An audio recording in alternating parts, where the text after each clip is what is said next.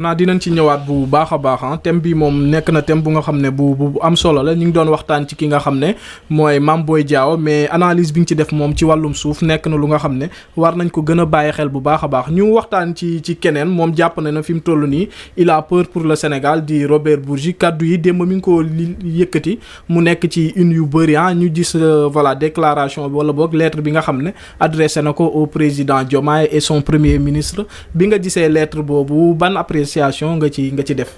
appréciation yu ma amoon sa njëlbeenu lettre bi. waaw lu jiitu ñëw sax Macky Sall si bopp réew mi. Bourgi c'est la roberterie. Bourgi. C'est la roberterie. day révélé wu ko. Et la roberterie. C'est un courant politique basé sur le chantage. loolu moom kañ man maa ko waxal sama bopp man. chantage boobu nag mu yàgg def. tey jii nii xëy na moo tax il n'a pas peur pour le Sénégal de il a peur pour lui parce que porteur de valise la mos a doon moom. Bourgi lan la posé comme acte boo xam ne yow ak beneen Sénégalais daañu ko fàttaliku ne posé na un acte fort. comme il est franco-sénégalais. comme moom am na nationalité sénégalais ban acte fort la mos a posé. ba citoyen Sénégal ba Sénégal war ko mën di fàttaliku amul. wala boo gis ci boppam. amul. Bourgi c'est le symbole le plus fort de la France-Afrique bi nga xam ne c'était pour sucer le sang des Africains. Bourgi ñaata yoon lañ koy jox mallette ay présidence fii si Afrique mu koy yóbbul ay président France déjà mu commission. au même moment dans ces pays-là. ay doomu dëkk yooyu ñu ngi doon faatu ndax dañoo xiif. moom Bourgi moo toog si plateau de télévision mu ne.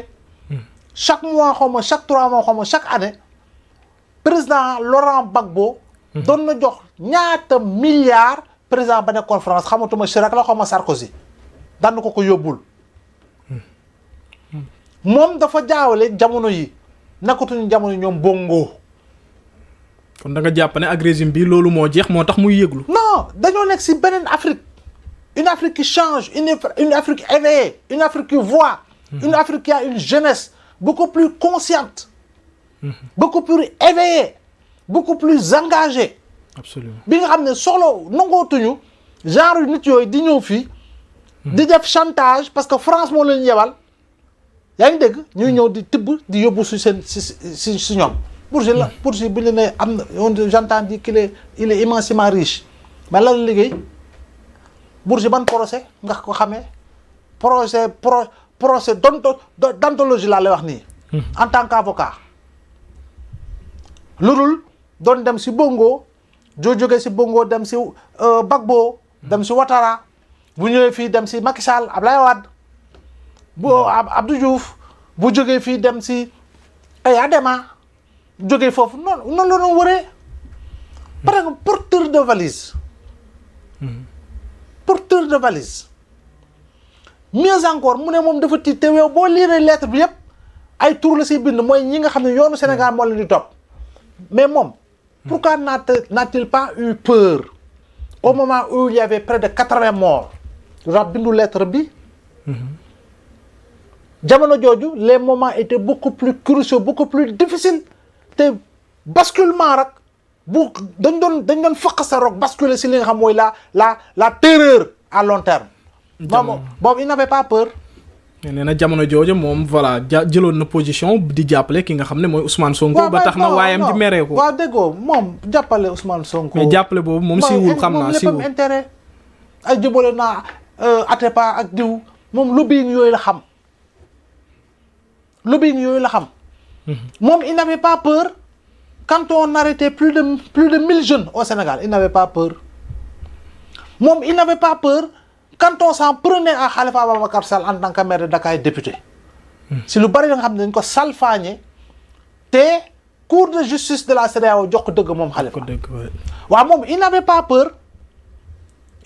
peur bu ñuy teg loxo Karim Wade di ko topp ne moo jël 6 000 milliards au Sénégal au départ il n'avait pas peur quand bu ñu naan Karim Wade moom HSS moom HSHS moom lii ay Bibo Bourgi Eden Rock ak yooyu yëpp il n'avait pas peur. il n'avait pas peur quand en 2011-2012 nous étions également dans une crise politique préélectorale avec près de 15 morts ay manifestations yu tàng il n'avait pas peur léegi il a peur parce que y a une reddition des comptes bu ñu lancé justice di topp ay nit pour saytu ndax ñoo jël wala jëluñu léegi lay doog a peur moom. donc ça peur dinañu arranger ñun. parce que luy defar Sénégal la. waaw moom il n'a pas peur en France bu muy dund. justice française bi mu daanee Marine Le Pen dans la ay mbiru ay guerre ak yu demee noonu. il n'a pas eu peur pour la France. il n'a pas eu peur pour la France quand son ancien patron bokk na ci ancien patron moom il a plusieurs anciens patrons. mais quand son ancien patron Sarkozy. yoon daan ko benn ñaar ñetti il en est à son 5e procès yàggul tuuti lañ koy doog a dingil bracelet électronique am parce que dafa atteindre la limite d'âge 70 ans. il n'a pas eu peur surtout dans le cadre du financement de la campagne de Sarkozy par les fonds de Kadhafi. Mais il n'a pas eu peur quand on a condamné le couple Balkany. Donc moom peuram peuru boppam la. Parce que buntu yee tëju pouvoir d'influence lobby pouvoir de lobbying bu yooyu ñooñu amatuñ ko. Ce sont des gens qui ont focardisé nos régimes. Passez-moi l'expression. Je veux parler de Foccart. Qui était le symbole le plus fort, visage le plus hideux de la France-Afrique. Moom Bourgi, il a participé à la focardisation des différents régimes, particulièrement en Afrique francophone.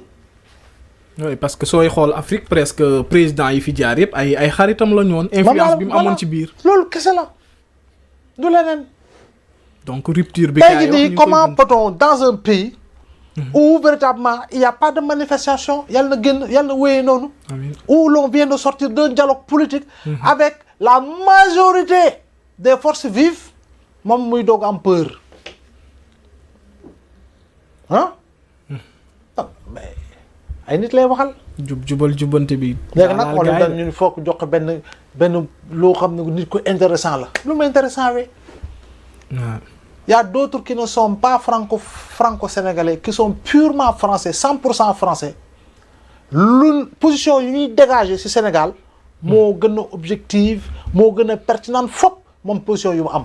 fii la toog moom Bourgi woote ci rajo bi ne Karim Wade mi ngi nii di ma woo naan ma tonton dimbali ma wóolu armée française gars yi dañ maa bëgg xaw ma faagaagal. 2011. ba Karim wëlbatu ko génn pour weddi ni Bourgi li mu wax du dëgg on était là c'est normal. kon boog Bourgi na dem taal bougem ba pare wut yeneen élèves yu bees dans son école de la Roberterie qui est un courant politique basé sur le chantage politique aussi simple.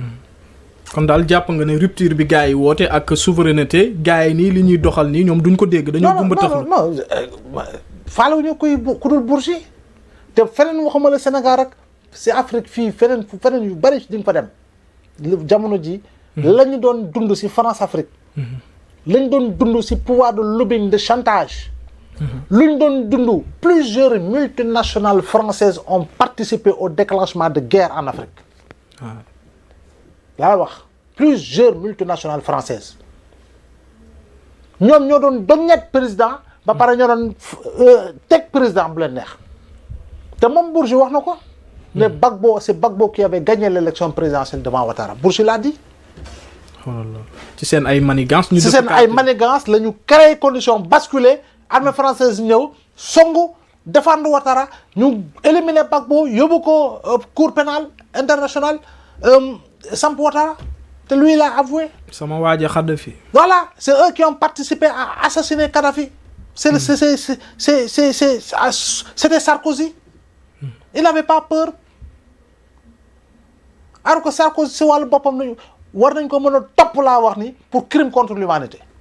tey jii nii ce que nous vivons au Mali dans le nord du Mali. particulièrement ce que nous vivons au Burkina. qui a mis le bordel là-bas c'est Sarkozy c'est la France. mais ñun l'Africain même quand tu pointes du doigt le tubaab yeneen africain ñoo lay songu yow. ñooy daal sa kaw voilà ñun daal le diable et le démon ne doivent être que noirs qu'africains mais le blanc moom c'est l'ange quoi. sànq da nga wax lu am solo mooy en dehors de la personne de Bourgi nga tudd li nga xam ne mooy France Afrique te ñu gis ki nga xam ne mooy le président son excellence Bassirou Diomaye bi mu tournée yu muy def yëpp yu ci bëri ci sous-région bi la ñu gis ki nga xam ne mooy son premier ministre aussi muy continuer di dem ci li nga xam ne mooy ay tournée économique dem ci wàllum souveraineté gis nañ ko fële ci li nga xam ne mooy Burkina Côte d'Ivoire yooyu yëpp muy wanee ne fi ñu toll ni régime bi ci africains yi la gën a miser que ci li nga xam ne mooy l'Occident. Tout autre pays africain doit d'abord miser sur les autres pays africains loolu mooy dëgg jamono ji Omar. kenn mënatul vivre en autarcie. nous avons besoin de ces puissances là. Amérique Canada Russie ñëpp on a besoin d'eux. parce que am na lu ñu yor te ñun soxla nañ ko. absolument waaye la jiitu dëggantaan. mooy le renforcement et le raffermissement des liens intra-africains. c'est l'Afrique qui doit dialoguer avec l'Afrique. C'est l'Afrique qui doit discuter avec l'Afrique. C'est l'Afrique qui doit échanger avec l'Afrique. C'est l'Afrique qui doit commercer avec l'Afrique. C'est l'Afrique qui doit développer l'Afrique. C'est l'Afrique qui doit sécuriser l'Afrique. Surtout. Donc, c'est l'Afrique qui doit nourrir l'Afrique. C'est l'Afrique qui doit cultiver pour l'Afrique. C'est l'Afrique qui doit donner le carburant à l'Afrique par rapport aux hydrocarbures. Gaz, bec, leneen ak leneen. Donc impérativement et nécessairement loolu noonu buñ ci jiituwul ba nga xam ne ñun dañu am une zone économique beaucoup plus densifiée, une zone d'échange beaucoup plus densifiée. Nous sommes appelés à continuer de tendre la main. te loolu du wéy. Oui, l'Europe se renforce. Union européenne 27 la ñu ngi jëm ci Union des 29, Union européenne des 30. ñun ay CEDEAO nga fiy dégg ay CEMAC ça ne représente rien te CEDEAO boobu c'est un syndicat de chefs d'État. ay intérêt la ñuy défendre. kese donc ñun suñu wàllu bopp. dañoo war a fexe ba nga xam ne sénégalais bi bu demee Côte d'Ivoire war faa mën a gisee boppam comme français bi bu demee Italie wala Belgique ñu mu fay gisee boppam et vice versa. kon boog ñun dañoo war a liggéey ci loolu. c'est fort heureusement je pense que dirigeants africains en dehors de ceux qui sont au Sénégal. commencent à comprendre les enjeux pour mën a gën a dem ci loolu.